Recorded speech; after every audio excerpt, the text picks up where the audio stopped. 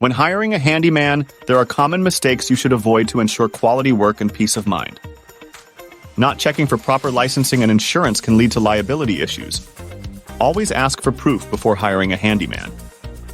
Never start a project without a written estimate. This helps avoid unexpected costs and ensures clarity on the scope of work. Skipping references or online reviews can be risky. Always ask for references and read reviews to gauge reliability and quality. Choosing a handyman based solely on price can compromise quality. Consider experience, reputation, and the quality of work as well. Not asking about guarantees or warranties can leave you unprotected. Always inquire about these before any work begins. How long have you been in business? We have been in business for 10 years. What services do you offer? We offer plumbing, electrical, carpentry, and more. Do you provide free estimates? Yes, we provide free, no-obligation estimates. Are your workers licensed and insured? Yes, all of our workers are licensed and insured.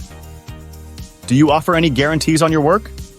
Yes, we offer a satisfaction guarantee on all of our work. How can I contact you for a quote? Call us at 929-930-9371 or fill out our online form.